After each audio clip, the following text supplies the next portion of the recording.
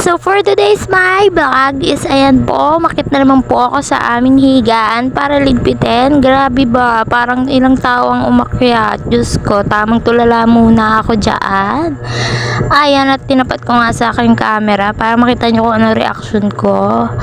Ay Diyos ko, parang ilang tao ang humiga sa higaan. At ayan na nga po, pinakita ko nga. O diba, ilang tao ba umakyat dito? Diyos ko naman.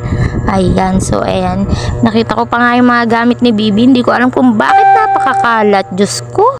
Po, pagkatapos ko pang iset up yung camera, ayan na nga po, naglilinis na po ako. Tinanggal ko na yung mga gamit ni Bibi at yung mga damit na gamitan niya, pati yung unan, pati po yung bedsheet dyan, tatanggalin ko po at ipapagpag ko. Ayan. Yan, pagpag lang muna po ang ginagawa ko. Next week na po ako magpapalit. Charis lang. Grabe ba next week?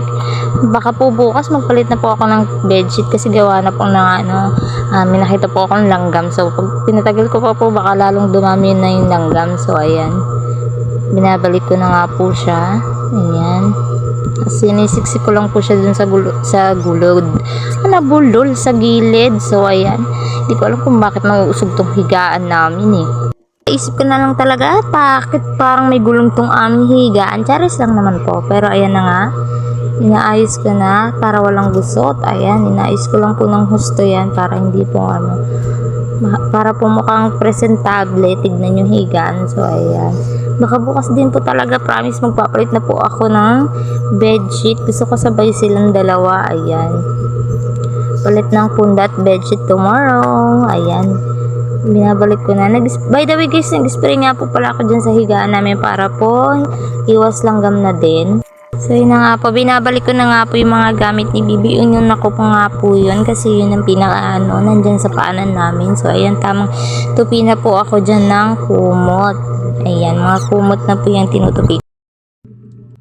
At ayun, may bata na namang makulit. Diyos ko, ayan. Pinapatulog ko ang kanyang kapatid pero siyang kulit. Ayan.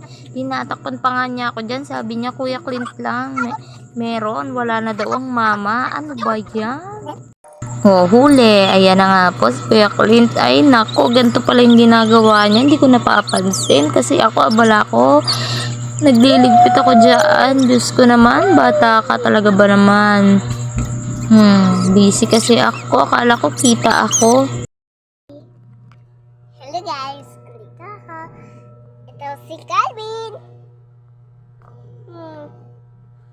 Hala. Oh. Oh, tutumba. Ayan na nga po. Sa magtatanong po bakit po nakadapa dyan si Bibi. Ako po mismo ang nagdapa dyan kasi dumindigay po siya dyan. So nakaalalay naman po ako. Si Kuya Clint lang po yung nagbibidyon dyan. So nag-hi guys siya ba. Ngayon, so ayan. Binabantayan ko po yan. Huwag po kayong mag-alala. Hindi ko po pinapabayaan yung dalawang yan. Yun lang. Kinino kita nahalap ha? Guys ha? Hello guys. Dito si Kikin. Andito siya. Papa. Mama. Tingin ko na siya. Camera. At yun nga lang po. Salamat sa panonood. Don't forget like and subscribe. Thank you po.